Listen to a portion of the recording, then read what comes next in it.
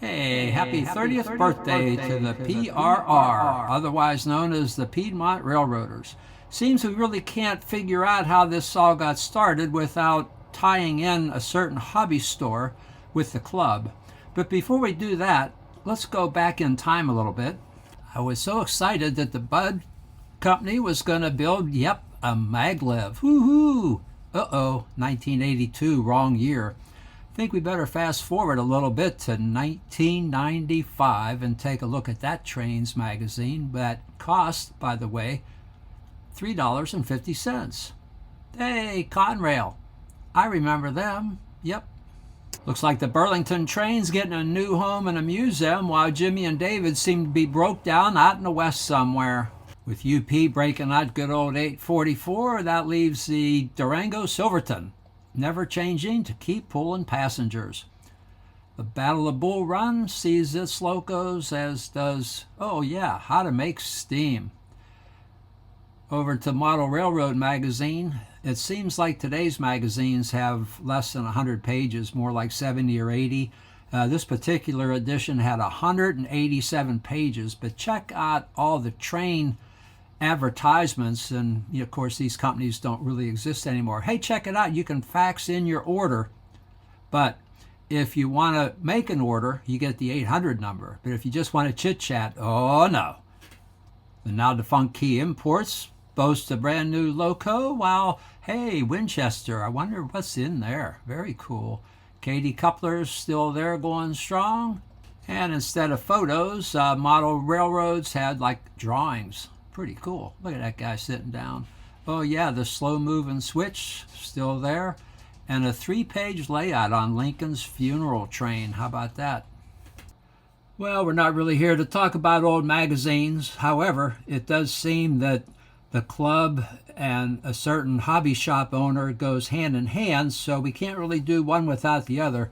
So let's take a quick look at the hobby store. Seems TS&G was not only into things, but they were into magicians, kites, games, all kinds of stuff. It was a sad day when they closed. After closing hours, the magicians made the store disappear. People were gobsmacked. Gobsmacked, I tell you! Let's move the Johnson bar to forward for a bit for a club sneak peek. Seems our newly formed club found its way in the many newspaper articles. What's a newspaper, you ask? They used to be one of the best ways to get news, and were started a good many years ago. The story starts when the newspaper sends out a reporter to cover the story. If possible, photos of the event are taken. The Graflex Speed Graphic was a great camera. However, with deadlines approaching, many times shortcuts were taken in the film processing, thus less than stellar photos, as you will see. To put the paper to bed, editors put the story into King's English, then send it to the typesetter, where words are hammered into lead-curved plates. Then roll the presses. Now it's time to sell those papers.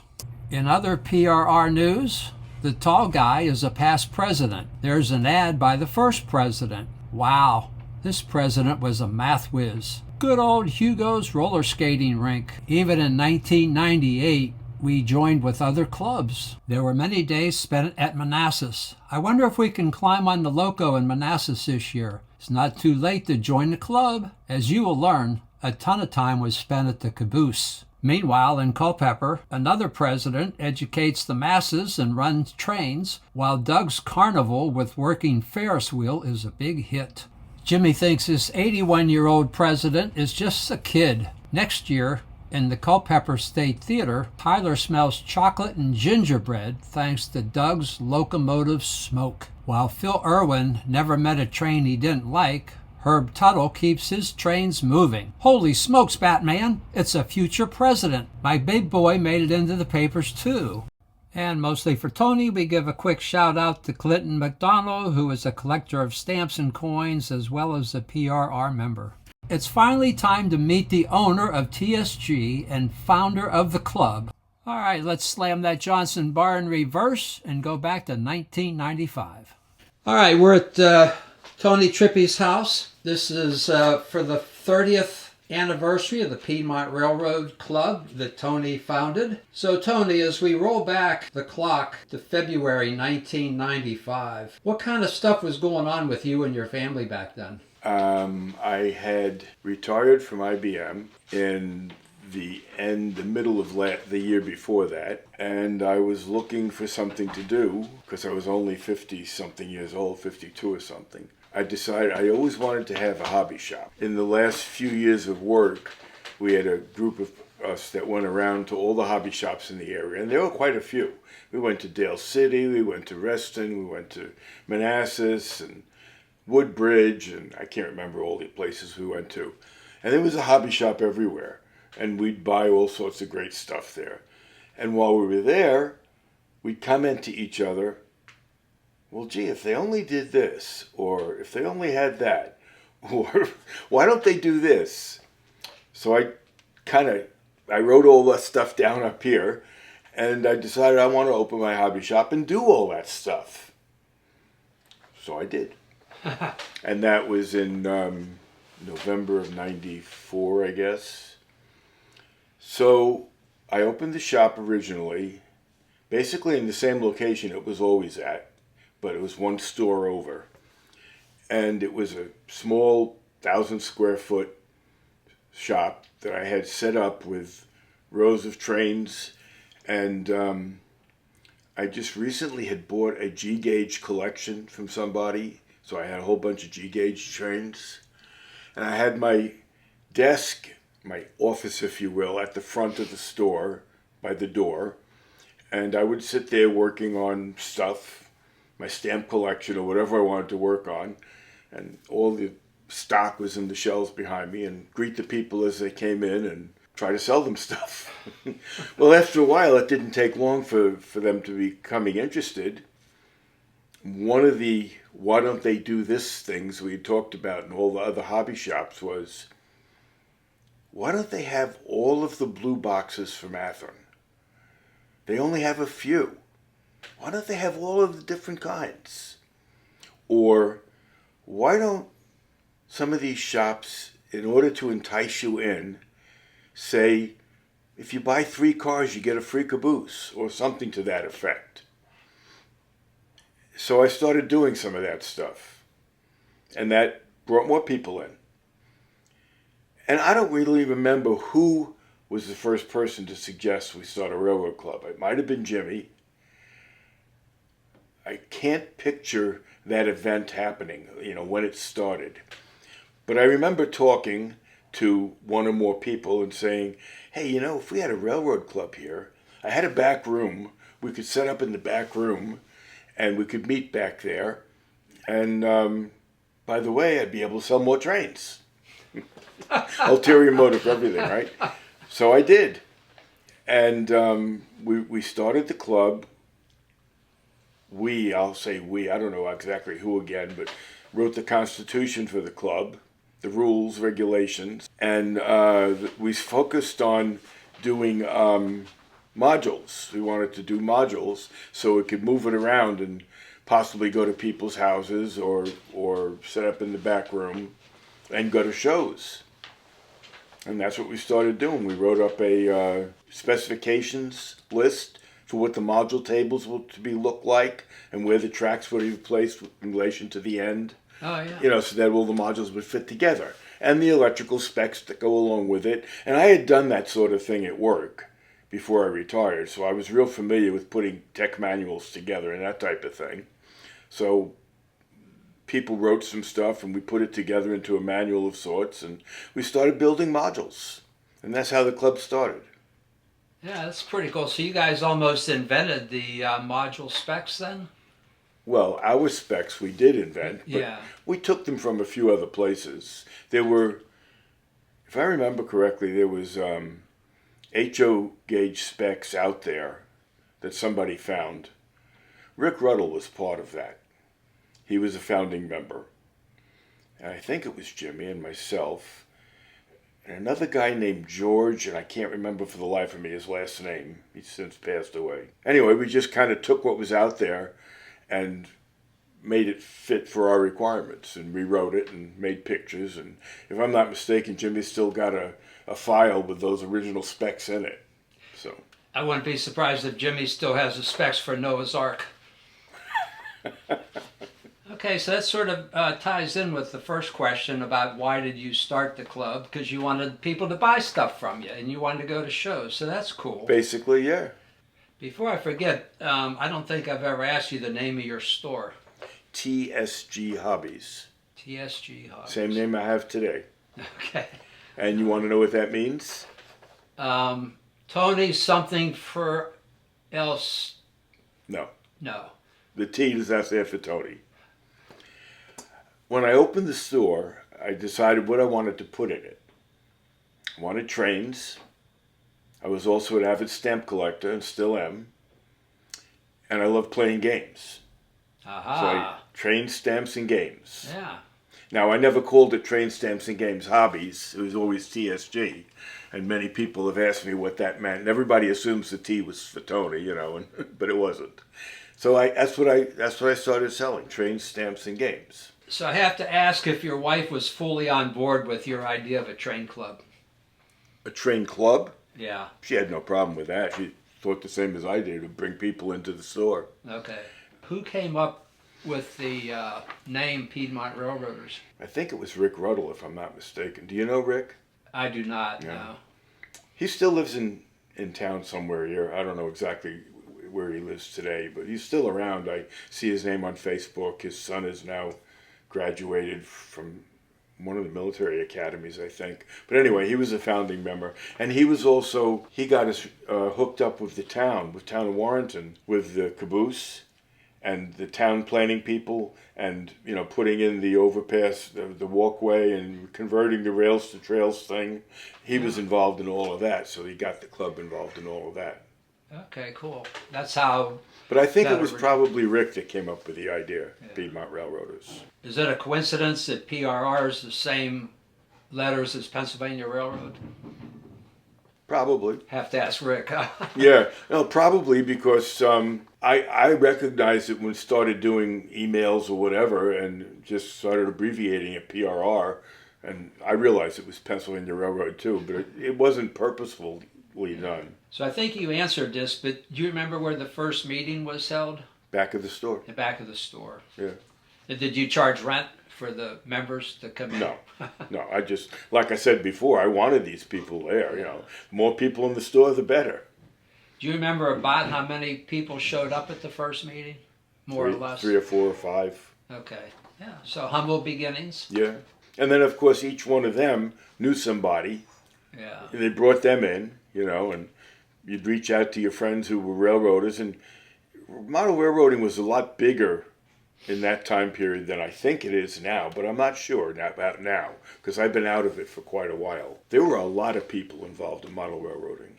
I would probably say that's true just by watching the Greenberg shows kind of get less and less over the years. Yeah. Do you remember who lived the furthest away in the club? Jimmy probably lived in Bealton. Okay. So how come the club decided to be an official 501c3 nonprofit? And what is that?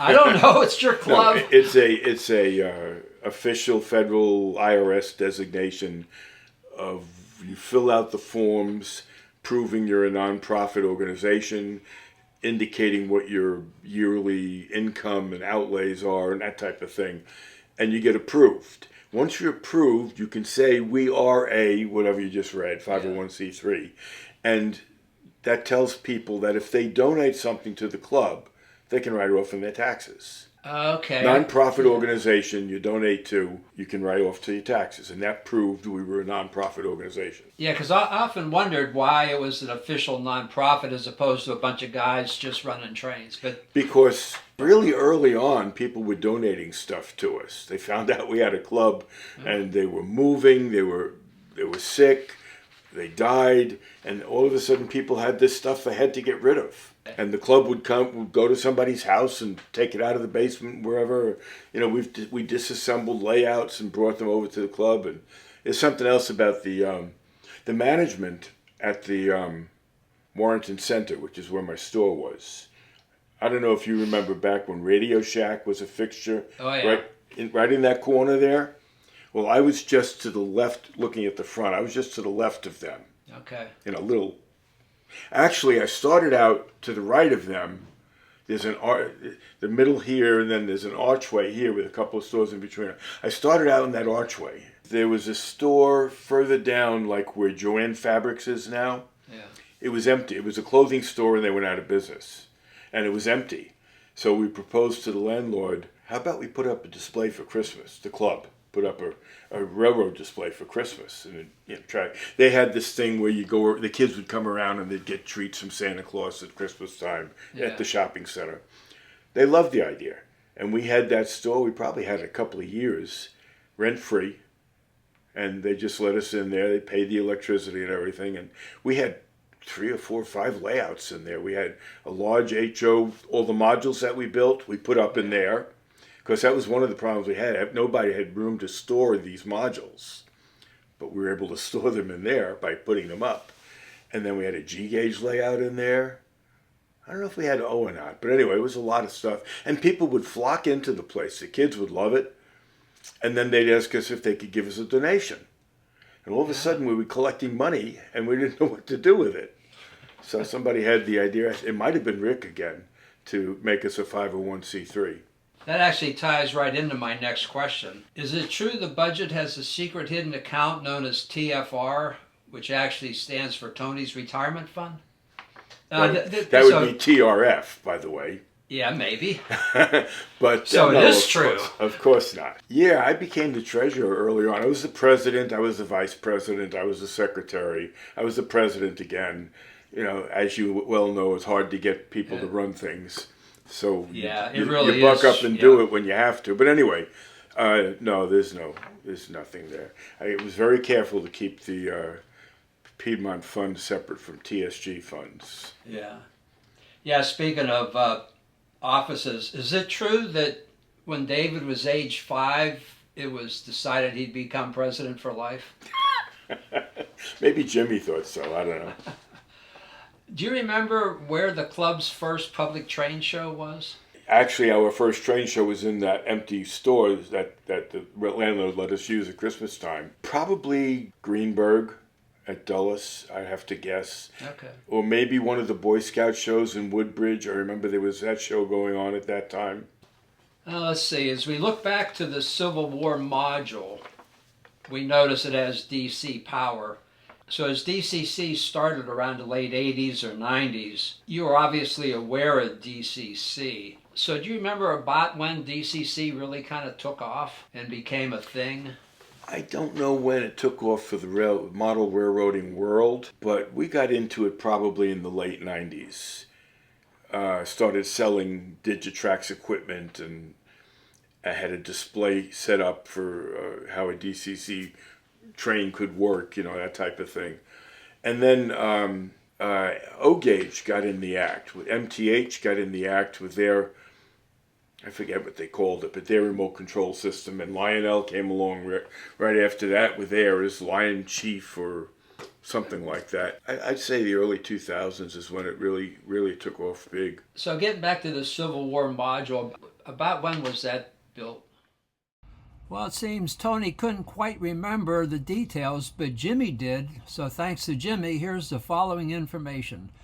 So Mary Root, the Remington Community Partnership Chairman, asked the PRR to create a Civil War layout to celebrate the 150th anniversary of the Civil War, plus the sesquicentennial of Remington. Boy, that's a mouthful. Mary asked they focus on the Remington area, but the club decided to extend it into Brandy Station and Catlett. With a really short time frame of only 6 months, Jimmy and David, in their wood shop, built all the modules. Jimmy, David, and Dennis did almost all the wiring. Jay Tucker did that bridge like we talked about. Phil Irwin did a lot of the scenery. Dennis Droppa hand-painted most of the soldiers and also a lot of the scenery. David and Jimmy did the track work, the turnouts, and the plexiglass. A few others that helped: Richard Forth, Bill Weir, Louie and her son Timothy and her daughter Sarah, Debbie Bauer and her son Trey, plus a few others. And remember, they did all this in just 6 months. Very impressive. No wonder Mary was so happy with the club. All right, back to Tony, who's going to tell us about another interesting module. I can't remember the guy's name, which is terrible. I'm terrible at names.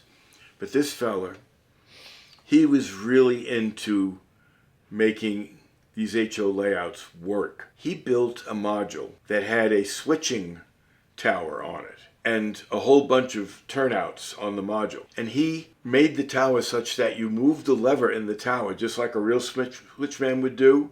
Yeah. And it went down through brass wire underneath and actually moved the turnout manually. So it's like a mechanical. Wow. The way it's done in the real railroads. Yeah. When they grab that lever and pull and push it that way and everything, that's linkage down through the ground over to the turnout. That's all mechanical. Well, he duplicated that in HO scale.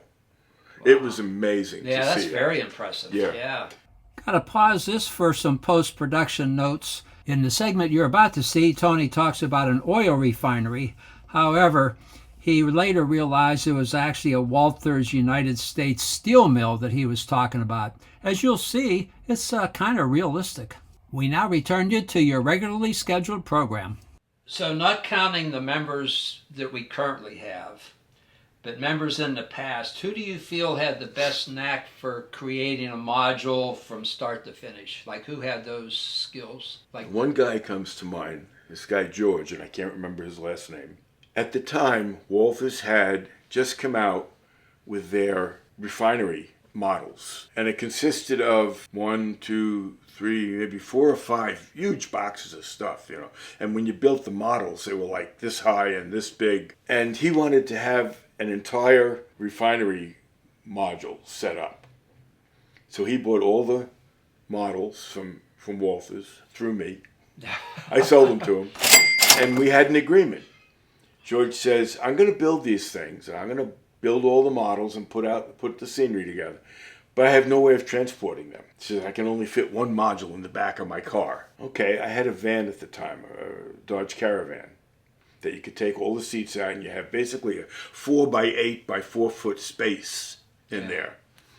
We built racks for the back of my van. And he had 6 modules. And I had my own 3 modules. And we fit all of that in my van on these racks. So I'd go to his house the night before a show or the day, and we'd load up the van with all of his stuff. And then we'd drive to the show and unload the van and then load it up again when we were done and bring it back to his house and unload it. So he's one guy that he did a fantastic job on that.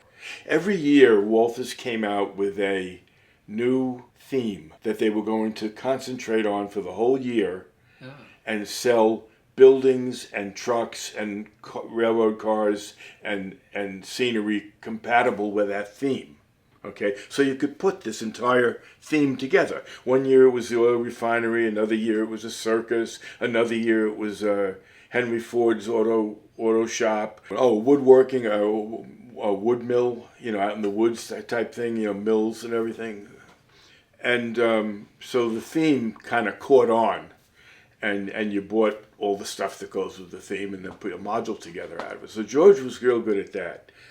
Later on, Paul Cabo did a fantastic job on the Point of Rocks corner module with the station on it, which you've probably seen. Yeah, I'm actually the custodian for that. Oh, are you? It's very impressive. Yes, yeah. He did a great job on that. Yeah. I mean, I don't know for sure, but I would almost say he went up to Point of Rocks and measured things. I would not be surprised. So he was really good at that. Let me see, who else was... I don't know if you've ever seen pictures of my modules, but I had 3 modules. Okay, a standard module is 2x4. Okay? Well, in order to fit the switching that I needed and a mountain on my module, I needed it to be 5 feet long instead of 4 feet long. So then I needed to come up with another module that was 3 feet long. Well, I didn't have anything that would fit on a 3-foot module, but I made a 2-foot one. And then I made another 1-foot one. So I had a 5, a 2, and a 1 that equaled 8 feet. Yeah. So I could fit in where 2 4-foot modules would go.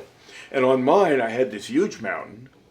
It got a lot of nice reviews, too. And going in and out of the mountain and around the mountain was an N-gauge train. Oh, yeah. So while the HO is going down through this way, the N gauge is going around the top. And people loved it. Jay Tucker did quite a bit of work.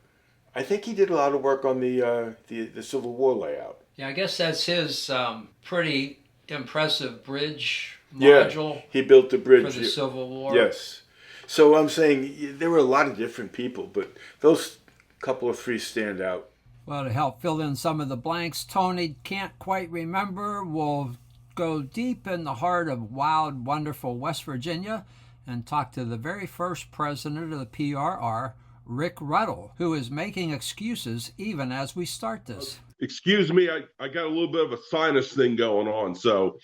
I mean, as far as your voice, we can understand you fine. If you're saying your sinus issues is going to cause you to give incorrect answers, no.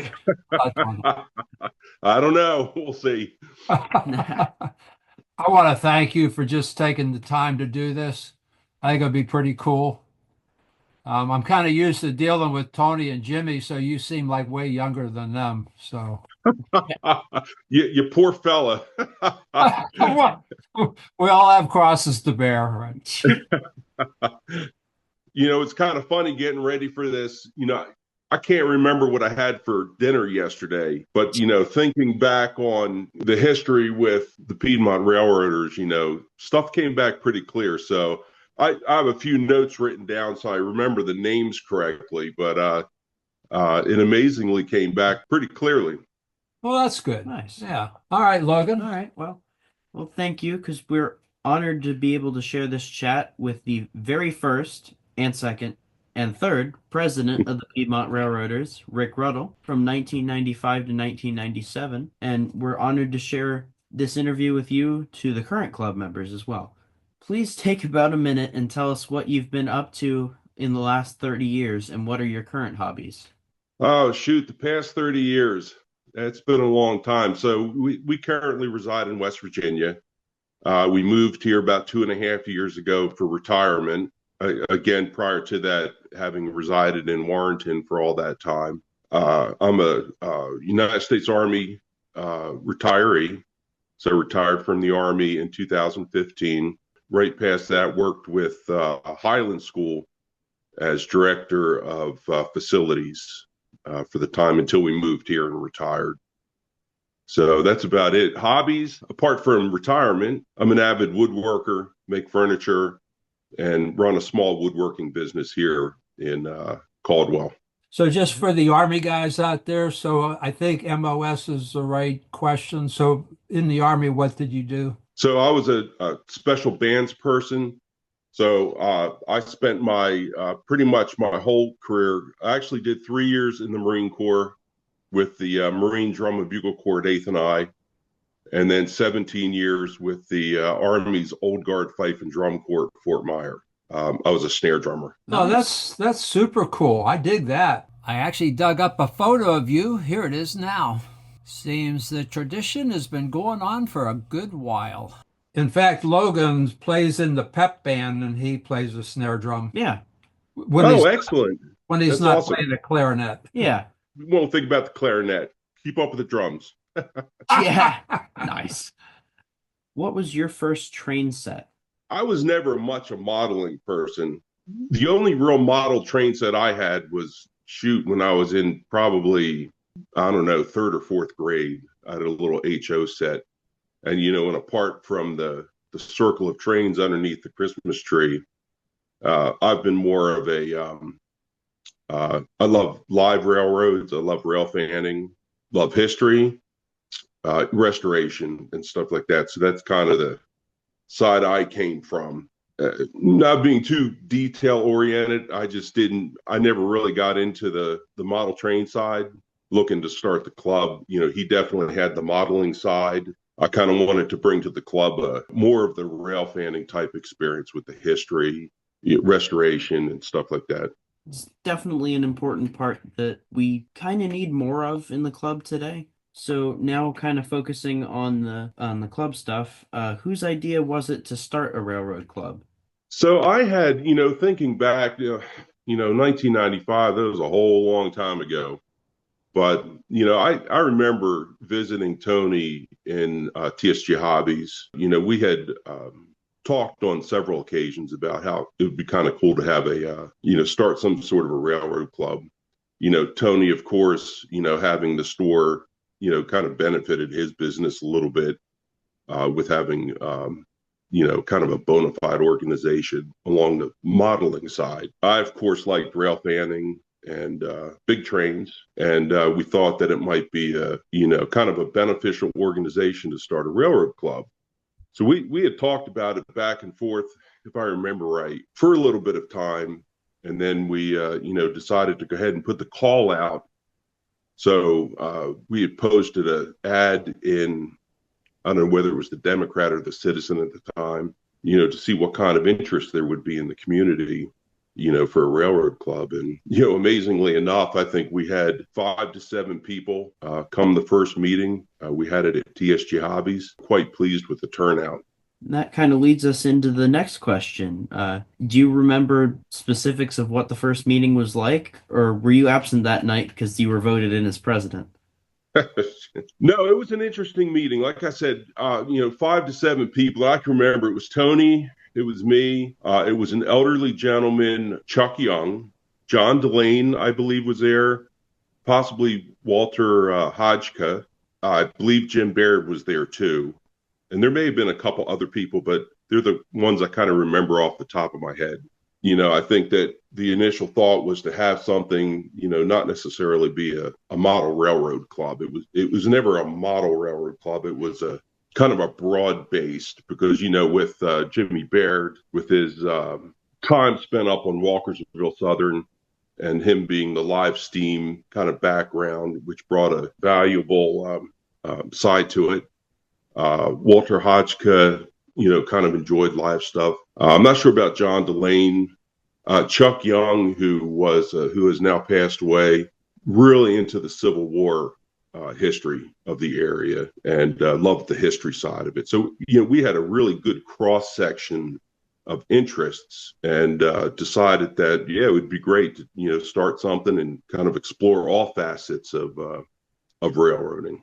Who came up with the club name Piedmont Railroaders and why?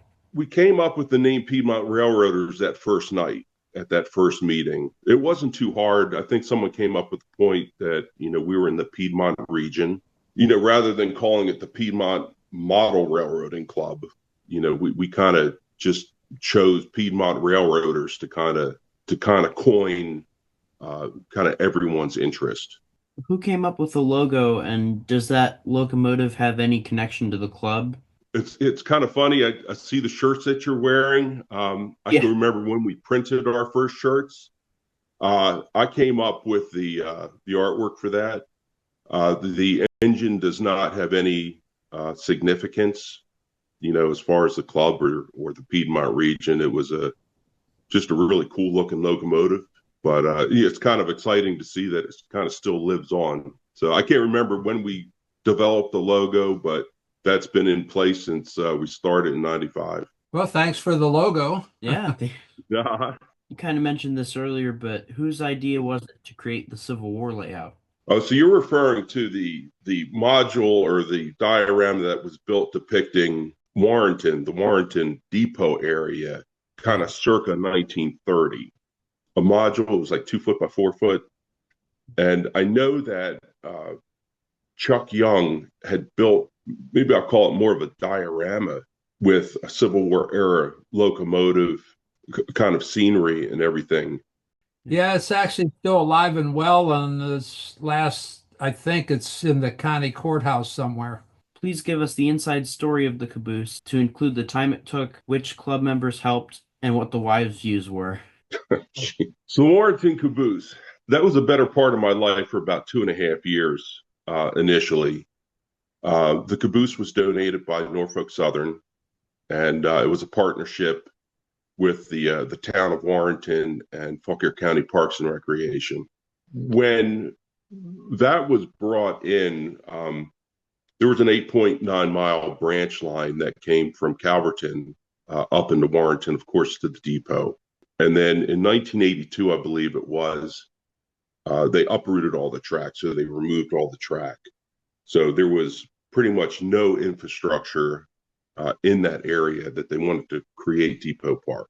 I don't believe there was rail behind what they consider the granary building. That's the white block building that was there. I know that our initial work was kind of clearing that out behind there and laying enough rail to be able to bring the caboose in and set it down. It extended out past the end of the building. Jim Baird had gotten us in touch with a colleague at Walkersville Southern, Gene Tucker. Gene Tucker was the head of track maintenance at Walkersville. He was also in the choir with the United States Army Band on Fort Myer. And, he came in with his expertise, and that initial section of rail that we built, we did by hand. I'm talking driving spikes with a maul and everything. It was, you really appreciate hard work when you have to lay rail. That was the initial section that was put in before anything else was developed. We moved the caboose from Sanders Quarry in and placed it on that section of rail. It was right past the end of the granary building. It resided there while we developed the rest of the track that extends down to its current location. Of course, after that, we developed the rest of the track work there, which included the switch. And then once all of that was done, then the caboose was moved into its final location. So apart from that initial move, it's always sat where it is. The thought was at one point with Fauquier County Parks and Recreation that they would get a flat car and use it as a stage and actually create an amphitheater. I was looking through some of my files and saw the concept plan that they had for that. That never did materialize. And the thought would have been to move the caboose down the spur and actually extend that spur down a little bit further, but that was kind of scrubbed and kind of never found its footing. That's a big question. So the caboose was something that the club took on with Fauquier County Parks and Recreation. It was a grueling about a 2.5 year project to restore it. We're very proud of the effort that went into it. There was a core of mainly 3 people that kind of directed and took care of the restoration. That was myself, Ron Scullin, who oddly enough never really much enjoyed trains at all. Was not a trained person. He was a very community oriented individual. He lives on Culpeper Street. Got involved with the caboose back then, and is still associated with it today. So for 30 years, he's been a stalwart for maintaining and promoting the caboose. And then the third gentleman was Ed Detweiler.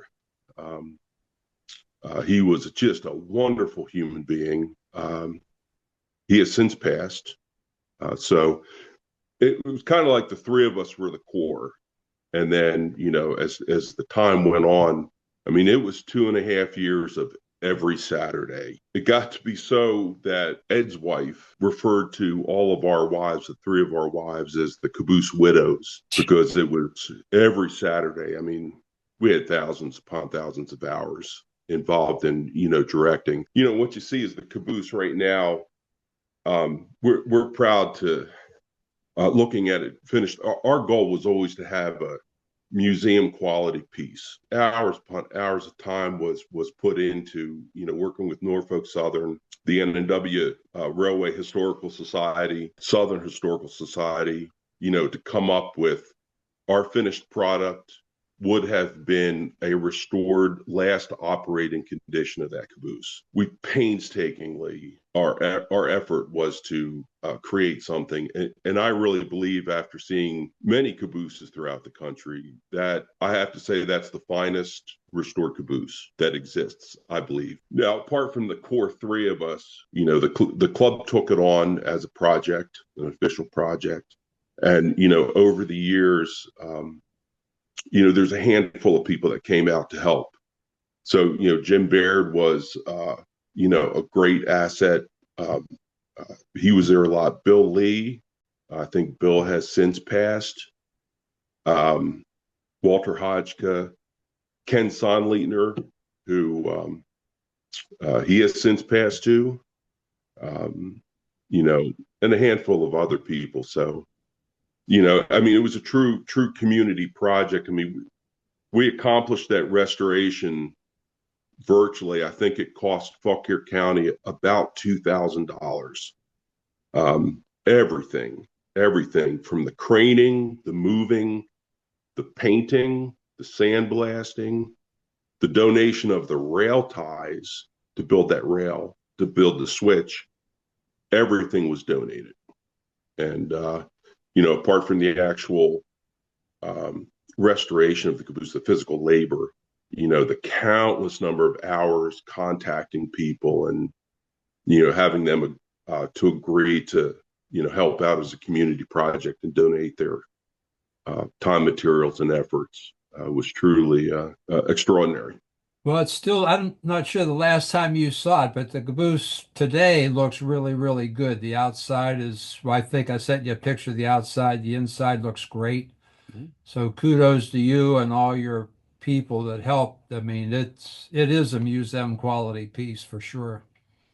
Yeah, it looks great. I know that Ken Wilson, who had a kind of a background, his kind of he collects railroad lanterns, and he's got hundreds of period railroad lanterns. It's truly an extraordinary collection. Later in the caboose's history, Ken got involved, and I think between Ron, of course, Ed passed away. Between Ron and Ken and myself, we kind of migrated in and out. We came up with the name Friends of the Warrenton Caboose.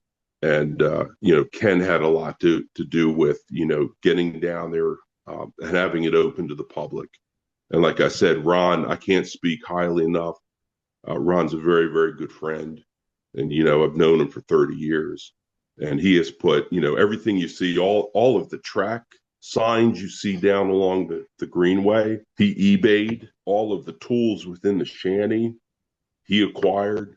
I mean, Ron, for not being a railroad person, that has been his baby, you know, all along. So kudos to Ron. You know, my hat's off to him for being involved for this long of a amount of time. Let's take a little break and tell us about some of the monthly going-ons that happened with you in the club back then. We would gather socially. Once a month, someone would open their house and the club would, you know, go over to someone's house and, you know, either I'd watch a movie, kind of get a tour of if they were modeling people, a tour of their home railroad. Dale Coughlin, who used to be Warrenton's chief of police, had a really beautiful layout in his basement. We'd go over there. So that was a social aspect of what we did. That was really cool. We even took like trips, chartered a bus, and we took a chartered bus up to Lancaster, to the steam railroad up there. So that was fun. So we did all kinds of stuff.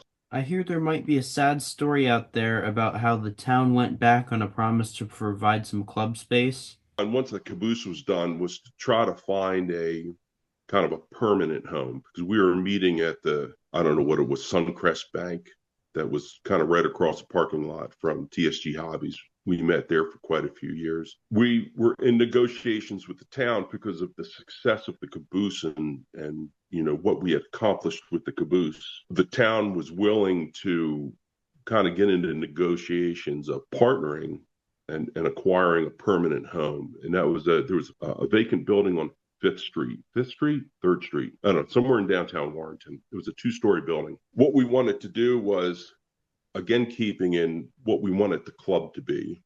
We wanted to kind of build a facility that included a railroad layout, some club space that we could meet. We wanted to do, you know, an area for children, you know, that they could come and kind of learn about railroads and everything. So it was going to be a little bit about everything. We had a committee that was driving that whole thing with the town at the time, led by Bill Ryerson.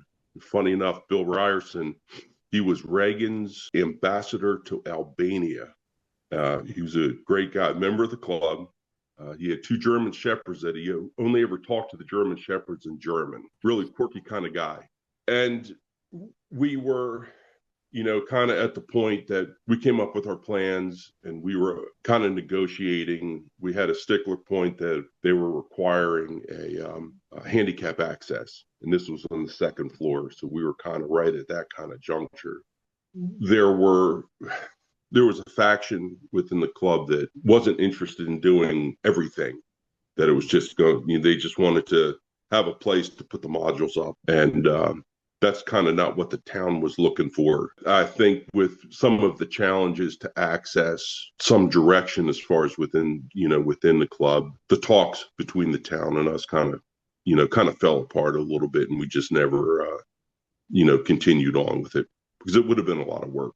Especially to get the handicap access in there. That sounds like an elevator. We were looking at, I don't know, $10,000 to kind of accomplish that. And it was kind of a insurmountable piece of the whole thing. Do you have a fun story to tell or a few interesting tidbits of info or words of wisdom for the club? I had a lot of fun with it. Met a lot of great people that, we've had relationships throughout the years. We've spent many hours down at that caboose chugging away, whether it's the heat of the summer or midwinter. We were down there, taking care of stuff. We'd always go to breakfast at a little cafe on the corner up on Main Street, and then we'd go down and work on the caboose for 6 hours or so. It was very rewarding. If you go down to the caboose now, there's a sign outside that shows a cutaway of the caboose and an explanation. There's also one down by the railroad turntable.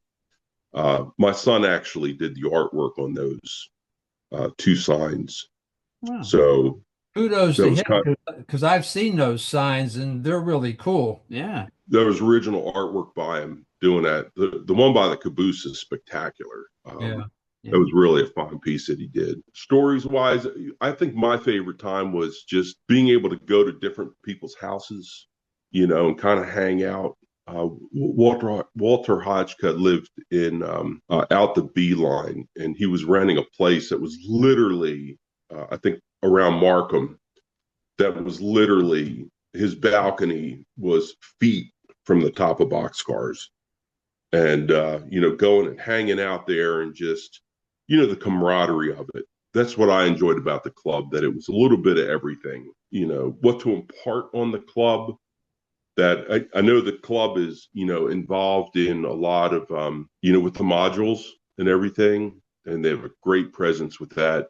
Something else we did was, partnering with Boy Scout to do the merit badges. So I would just hope that as Piedmont kind of enters into its, beyond its 30 years, that you all kind of, keep to the original idea and, don't forget, you take some people and go stand beside the track somewhere with a scanner and, check out trains passing, or, get a group of people and, go visit a museum, go over someone's house. Keep that alive. Keep the whole facet of, railroad alive within the club. And is it true that you moved to West Virginia from our area just to avoid being president for a fourth straight year?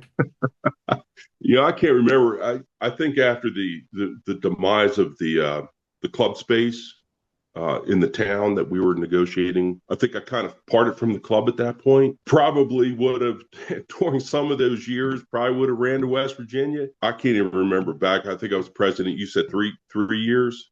I think I was vice president. I think Tony and I kind of ping-ponged back and forth with president and vice president. And so, West Virginia was just a recent thing. We're sort of done with questions, and it looks like we got about 4 minutes to go before the Zoom says goodbye. Uh-huh. So is there anything that you care to add and that we didn't think to ask, or are you done with us? Well, just one little story. So when Tony and I, kind of to wrap up, when Tony and I were discussing starting the club and we put the ad out into the paper, my wife back then, we're coming up on 39 years married. She was concerned that there wouldn't be a turnout, always supporting her husband. And she actually rode by TSG Hobby that night to see if anyone showed up, to see that it was a success. And so happy to see a bunch of people in the store. That was literally, the first throes of the Piedmont Railroaders.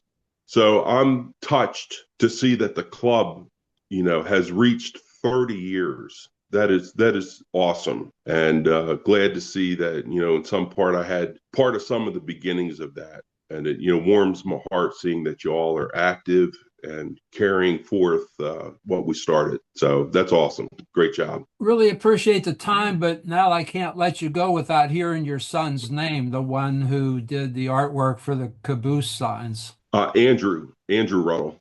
Andrew Ruddle. Okay, well, Andrew, thank you. The signs are really, really cool. Sure appreciate you taking the time with us. Thank you. You getting any ice and snow out your way? We got the generator and the wood stove ready. Well, I was kind of admiring the backdrop with your the walls going up and the ceiling. Did you do that? I designed the house. We have a 1,200 square foot cabin up here. We call it a cabin. I did all the electrical and the plumbing and everything in it. All right. Well, excellent. Thanks for doing that. I think it's a great, way to kind of immortalize the club. Some words of wisdom from the president. Having a 30-year association with the Caboose, the amount of effort that went into it and all the different club members that took part coming out, and whether it be laying rail or carrying ties or whatever, sanding stuff inside. I hope that the club would want to be involved and support all of the work that was put into that. Get out and help down there with presentations to the public. I think they're open one Saturday a month. It's not a lot, being such a big part of the community down there at the trailhead to the Greenway. Just don't forget that association and get out there and be a part of the Caboose downtown. So speaking of Jimmy and Tony, do you have any funny or embarrassing stories that you used to mock them? Jimmy's a crusty old dude, man. He was crusty old dude 30 years ago. But man, he knew his stuff, He brought a side of railroading, that was, immeasurable. Well, he's roughly 88. He's still involved with the club. He still is sharp.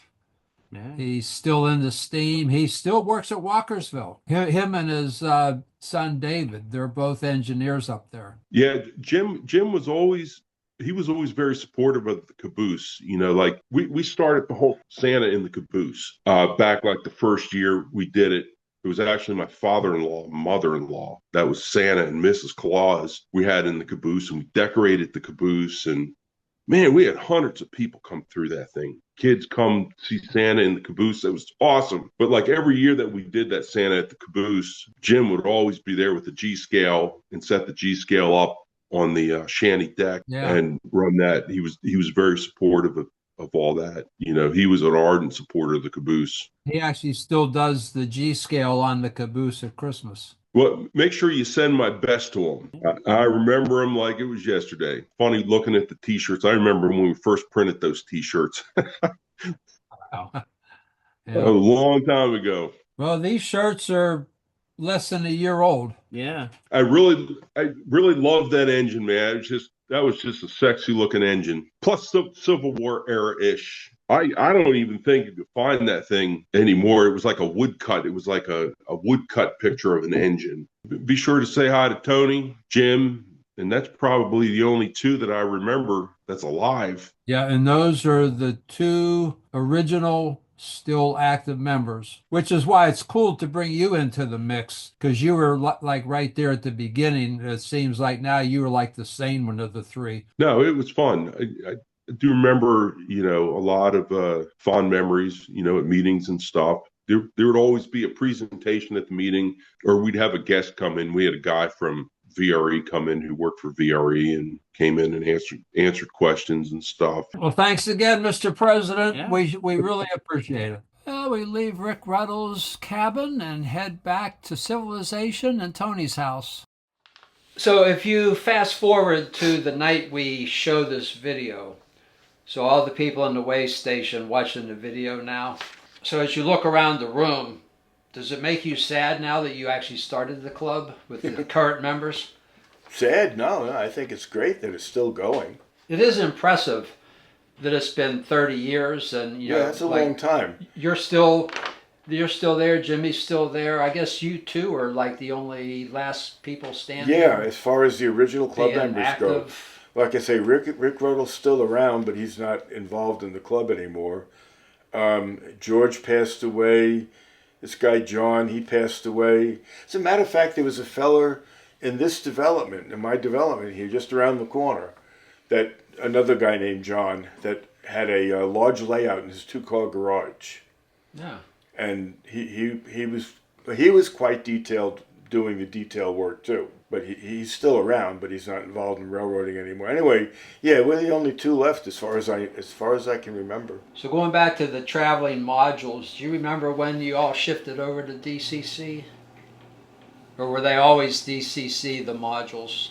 No, they were not always DCC. They started out as DC.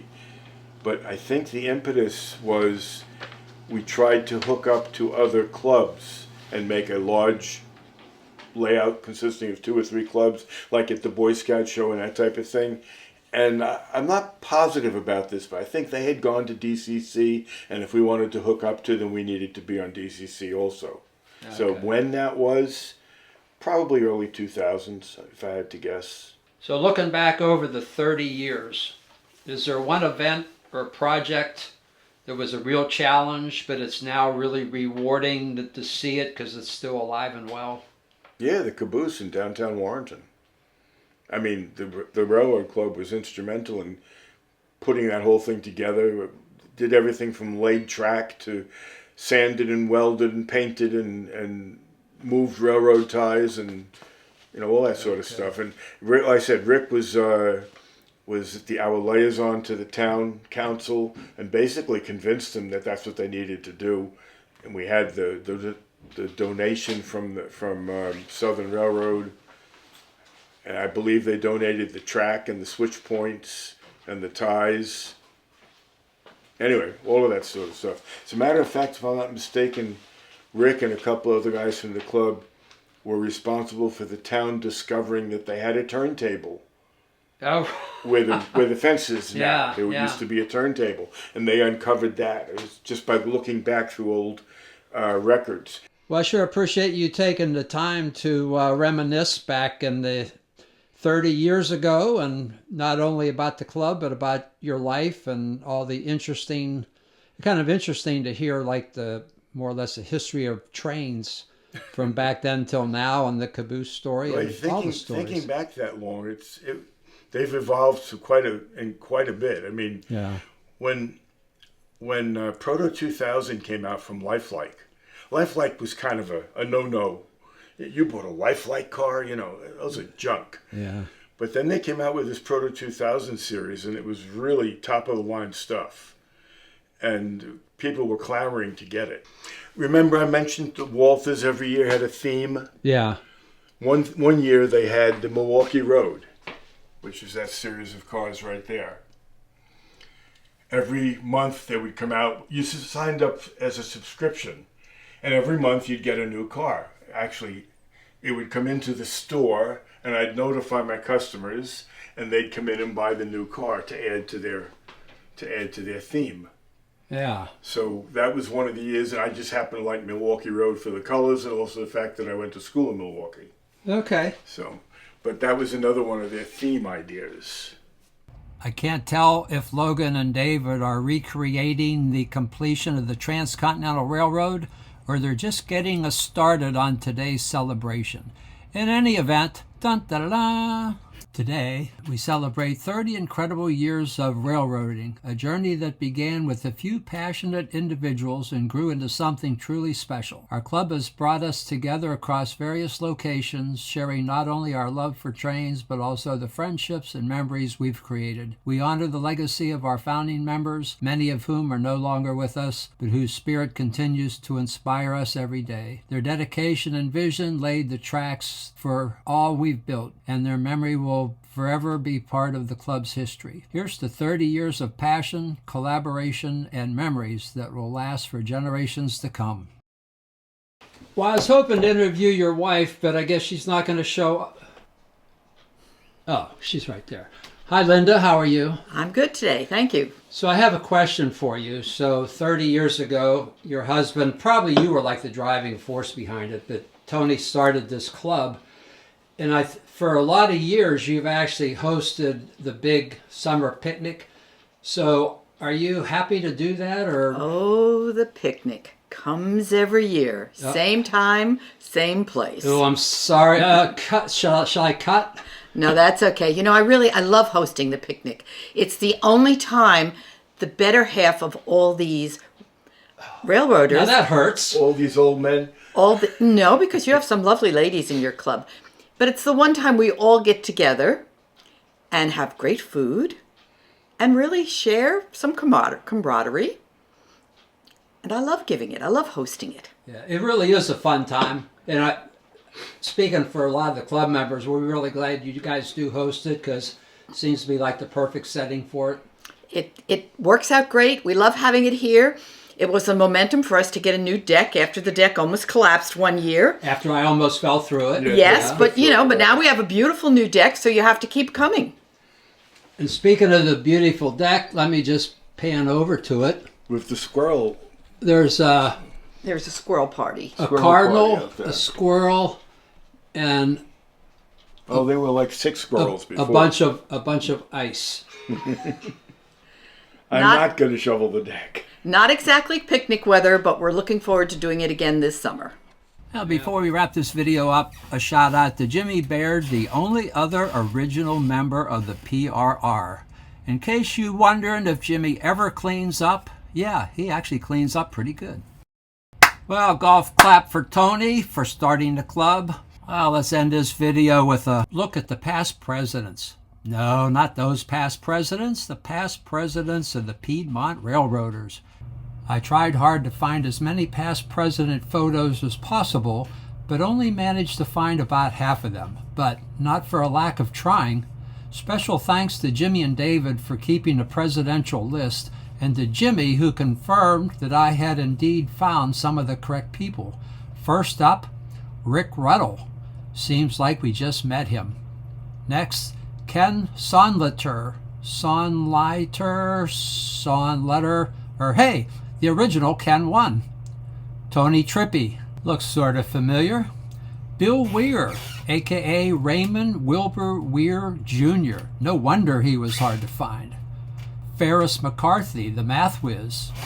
Phil Irwin, before as Voice of America DJ and after. Paul Cabo at the Cass Railroad and as more dressed up.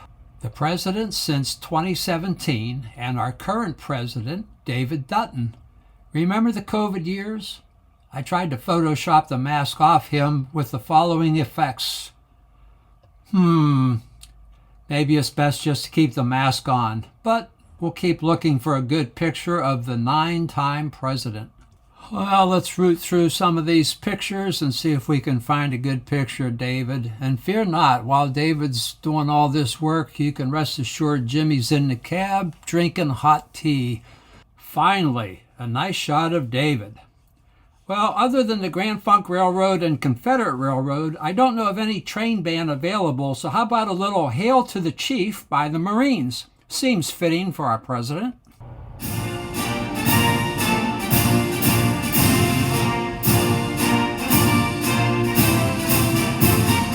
Okay, that's enough. With David's hand on the throttle and Logan and the Falkir High Pep Band hands on drumsticks, let's drive this train to the end of the video.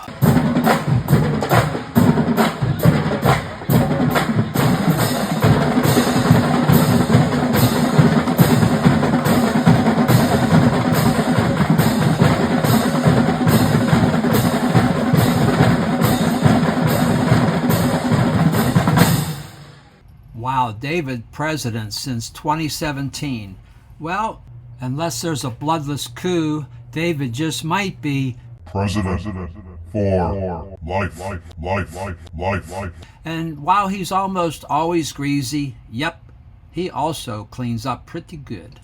The club has just watched the video. It's time for a little party, but first, the current president's going to issue a couple awards. Alrighty, in recognition of your 30 years of dedication, contribution, and notable service as founding member, president, treasurer, and executive board member of the nonprofit 501c3 corporation, in celebration of Piedmont Railroaders Incorporated 30th anniversary, the Executive Board hereby bestows upon Tony Trippi Certificate of Appreciation. Well, thank you very much.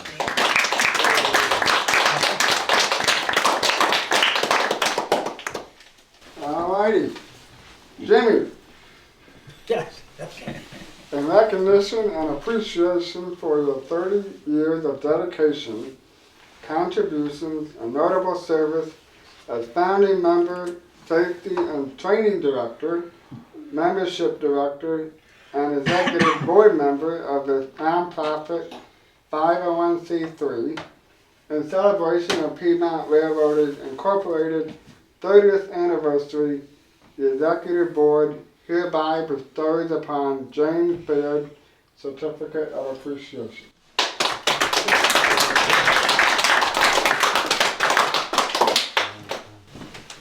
There you go. Thank you. All righty, you want to do pictures? Well, it was cake time, but David said no cake until he gets to have his say. So here's the current president, David. Hello, my name is David Dutton. I'm evidently the president for life. So, anyway, we were watching the 30th anniversary and brought back a lot of memories. So I went ahead and wrote down some that I'd like to share. I moved to Warrenton here in 1997. I lived right up to the right-of-way where the Greenway was. So when we moved to town, the rail was still in the ground.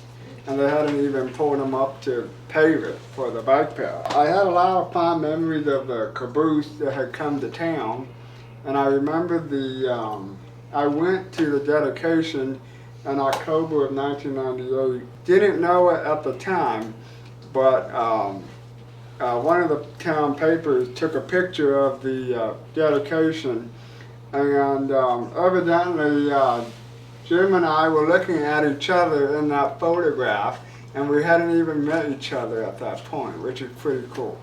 I do have a memory from the dedication.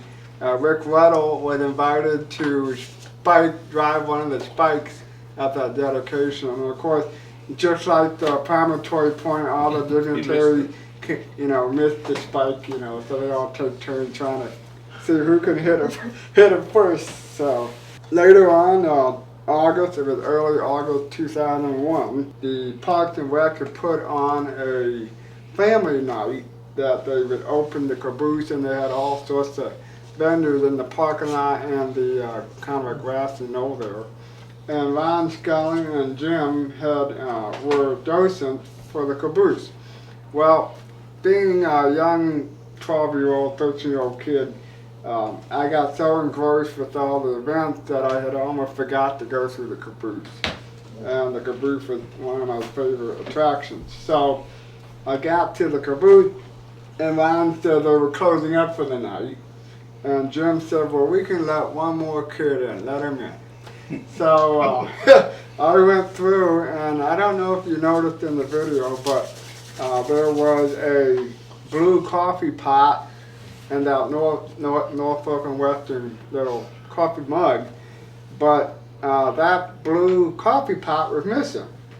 And I remember asking Jim, I said, well why is that there? What are the clamps for? And so he explained, normally a coffee pot would go there. And so I asked all sorts of questions, had a great time, and then I had to bike back home, and I had forgotten that they locked the gate to the subdivision where I live at night. So I came back in tears, and I remember Ryan gave me his lemonade, and Jim offered to take me home, and that's how I got started with the club. So my first train set was a 242 Bachman G-scale Columbia? Mm-hmm. Right, yeah. And so I still have a fond place in my heart for G-scale since that was the first model trains that I got started with. I had always been into steam because I remembered as a kid riding the Smoky Mountain Railway down in North Carolina. You had brought up some things in the video that brought my attention. Ralph Douglas was forever the DCC master before I took it over, and he had told us that they got teamed up, if I remember right, with Potomac to buy the Digitrack system that we have now. And so they got a good price by going in with another club to buy a lot of the, almost from the beginning, some of the earliest systems that they developed. And I gotta tell you, those were not user-friendly. There was, designed by engineers for engineers, and it took Jim and I a long time to learn it after Ralph had, given it to us to take it over. I do remember the 501c3, that was under Paul Caboose, and actually we had talked about it for a long time before Paul even joined the club. But the impetus for that was, we were up at the storefront for a long time up in Warrenton, and eventually we had to find a new home. And we figured by becoming a 501c3, we could entice other people to help offer their spaces free of rent in lieu of a tax deduction. And so that really kind of kick-started that 501c3.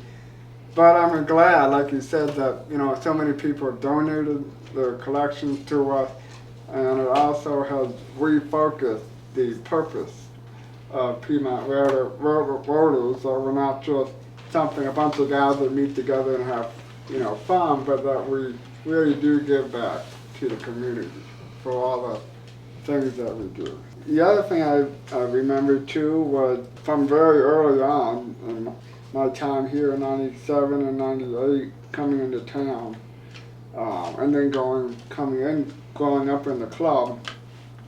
I remember the club had set up a layout.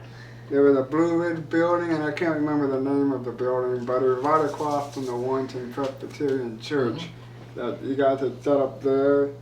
And you'd also set up at the Children's Library downtown, I remember that. And very early on, we were involved with the Manassas Rail Fest that we still do today. And believe it or not, Culpeper, for a while, had Culpeper Rail Fest. And I remember the various clubs from all this area lined the streets outside. We had like an L-shaped street and doors all across that part of the station, layouts all over, and it was a grand event. And They had a large O-gauge layout right in the middle of the street. Yeah, I remember that. Wow. I wish we could still do it, but the guy that was the force behind that was the man that owned the Minute Mall. And he invited Jim and I upstairs to see his magnificent collection. So You might add that you go in the mini mall now, but there is an upstairs that is loaded with train layouts all over the place. And they used to meet there on a regular basis, and he did not get the support. So basically, everything is there, but he closed it down, and of course eventually he died. well, if I remember right, he and his son were in a terrible car accident, and the father died, and so unfortunately the son lived. But anyway, we were blessed to meet him and know him when we did. So it's been a great 24 years of being in the club, and I'm looking forward to seeing where it goes. And I'm just really honored to be a part of the 30th anniversary here, and I hope we can, God willing, we might have another 30 years. So, thank you. Basically, one of the things that interested me, and then I'll take my hat off here, in the early club, when Tony all started it, was the decision not to be per se an HO only type club, but to encompass all sizes and gauges, which is in our initial bylaws. So I said yes because I do on gauges, and that probably right on in. I might add on the Caboose, a lot more people helped. Ralph Douglas was very instrumental in the Caboose at the very beginning, as was Ken over here. And the track master from Walkersville, they hired to put the track back down after they ripped up part of the track. They didn't rip all of it. And that was a lot of wiring Dave and I did. It was 32 volts. We had to reduce it to 12 coming out of the ground. So also with Ralph Douglas and myself and Ron Scullin, who was very active, we did a Wednesday morning thing for the children, the preschoolers from the St. James Church. They would come down and give a short talk and run them through everything. And I don't believe they do that anymore, but that was very instrumental. Basically, we have a very good club now, lots of good people. We do a lot of shows. We have a lot coming up now, and yes, I hope we go on for, like you say, another 30 years. I will not be here that long, but you will. One thing I would like to add, it would be nice to see our club rebroaden back out, to not just doing modeling, but seeing how we can do more welfare.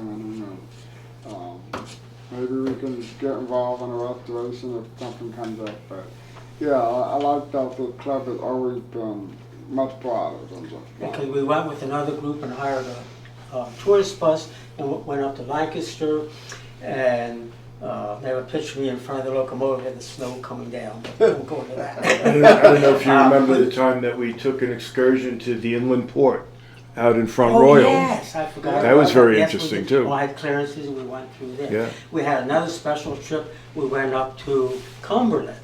Yeah, you Yes. and I went to that one. Yeah. And we all carpool, went to Cumberland, rode up to Frostburg and back. Oh. We did a lot of those kind of things, yes. Okay, that's it. Thank you. All right, well, that cake's not going to eat itself. And surprisingly enough, the cake did not just make itself. Let's take a look back a little bit. 2 boxes of cake mix, a little bit of clip art action. Time to make up some frosting with all kinds of crazy ingredients. And of course, you can't make stuff without making a huge mess. So yeah, there was a little bit of cleaning up to do, but it was all well worth it as the cake tasted really good. Well, as Debbie puts the finishing touches on the cake, maybe let's go back and see a little time-lapse action of how this thing happened. Well, the vanilla and chocolate cake are covered with a blank canvas. We slow the video down so you can see her tracing all the lines. Need to color in the lines, you know. Well, with that done, now she's going to run over and make some colored frosting or icing, whatever it might be. Had trouble with the thickness of the black icing, so she's going to erase it and start over again, but you guys will never notice. All right, now we're clicking on all cylinders, so to speak. Had to make a special batch just to turn on the headlight. Bing! Quick time out to make some green frosting and finish this thing up. Looking great. Well, it's time to blow out the candles and cut the cake. Amazingly enough, the candles were blown out, relit several times. Jimmy mentioned something about a firebox. I'm not sure what he was talking about. Did I mention the cake was really good? Well, here comes the group photo for the 30th anniversary shot. What a crew. Let's see. We got George. We got me. We got Jimmy. We got Larry. We got Steve, Tim, Calvin, Tom, Barry, Bud, Todd, Logan, Morgan, and our president, David. Oh, come on. Do you really think I could forget the founder of the Piedmont Railroaders? Tony! Yay! All right, this video is over. How about a nice big round of applause for Tony for starting this thing?